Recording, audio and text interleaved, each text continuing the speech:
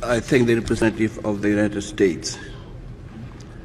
I now give the floor to Moulana Fazlurrehman, Chairman, Foreign Relations Committee of the National Assembly of Pakistan.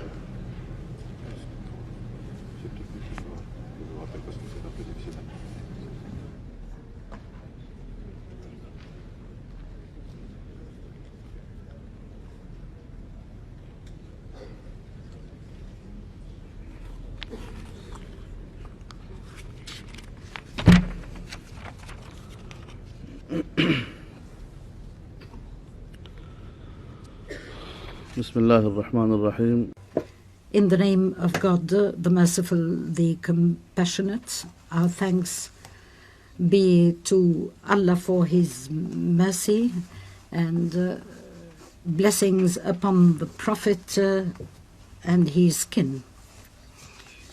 Mr. President, allow me first of all to thank His Excellency the Secretary General for his comprehensive report entitled Assistance in Mine Clearance.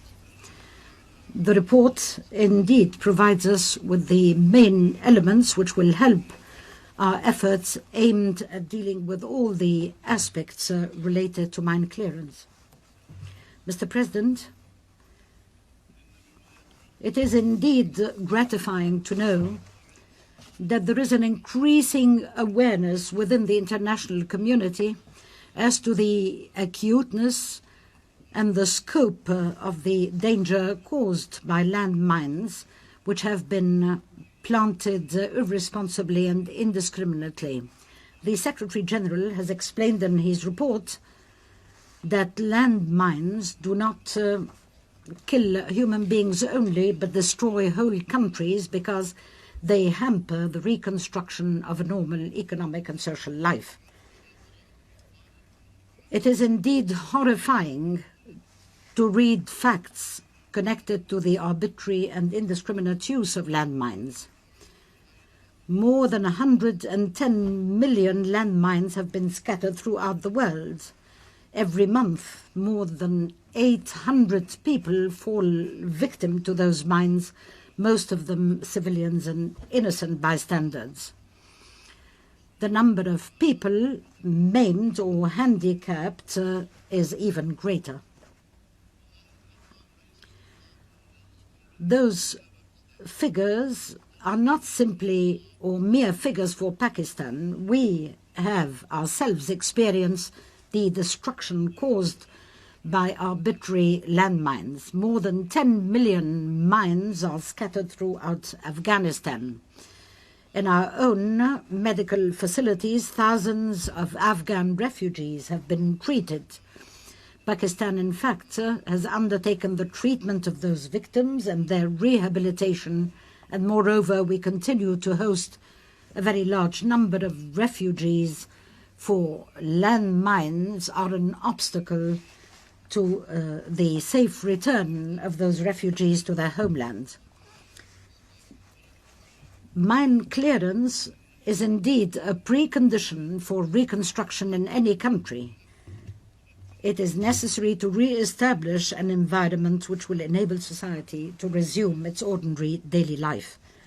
Mr. President, it is indeed comforting to note that steps have been taken throughout the past few years to alleviate the problem of landmines, and particularly the humanitarian aspect of such mines.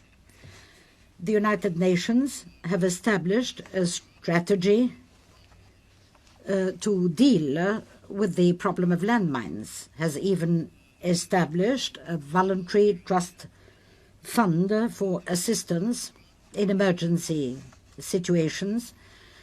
And in order to complement the contributions of member states,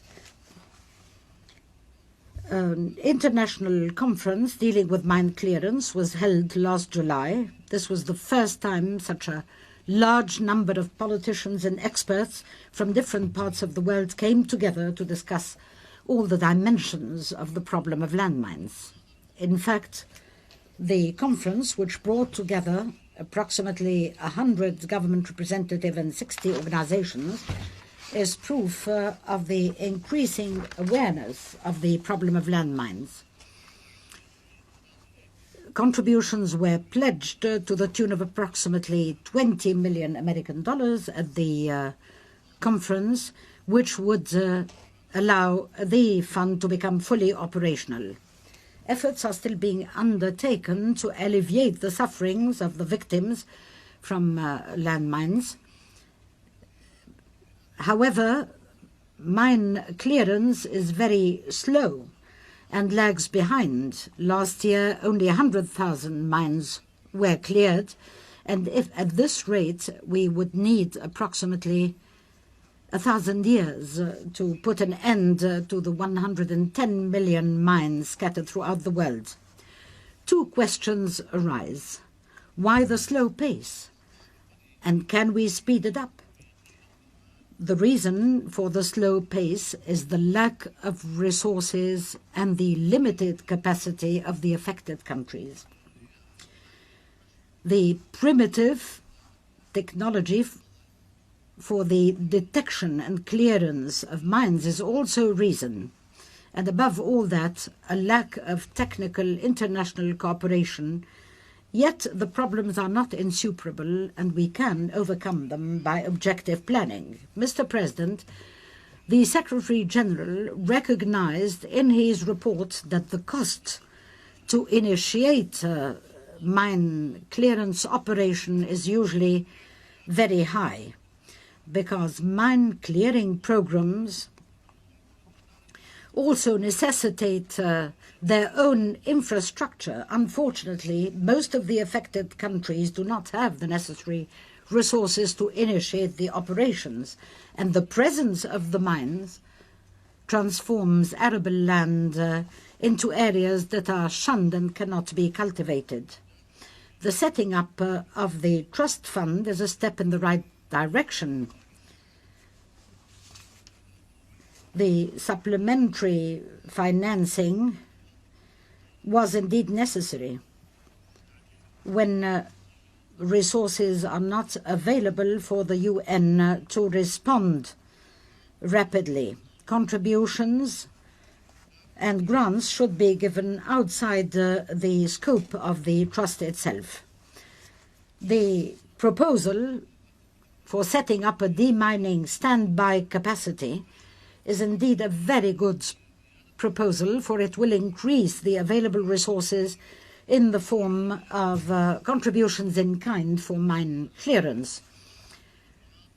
We hope that many such contributions will be forthcoming in the form of trained experts and equipment to be put under the disposal of the UN. Financing is necessary not only for field operations but also for research in order to improve the technology and the techniques of mine clearance. The international community should indeed exert doubled efforts in order to develop such techniques and set up a mechanism encouraging international cooperation in this particular field. The necessary technology and the steady and increasing financing are all essential in order to reinforce the national capacity of the affected countries. Mr. President, we believe that those who scatter and plant landmines should assume the main responsibility for clearing those mines. Those who have caused chaos by scattering such mines in an arbitrary fashion should not leave the scene of the massacre. They should pay the price of the chaos and the havoc they have caused. International operations of mine clearance should be based on that particular principle rather than entrusting the affected countries alone with the responsibility of clearing the mines. Mr. President, mines are still being scattered without the provision of the maps of such mines. This is indeed a challenge to international law.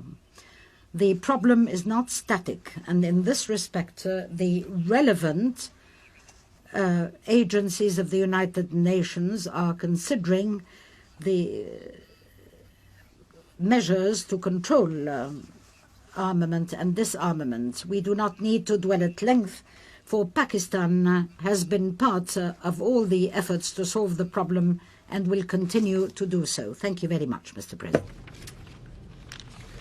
I thank Maulana Fazlurrehman, Chairman, Foreign Relations Committee of the National Assembly of Pakistan. I now give the floor to the representative of Lao People's Democratic Republic.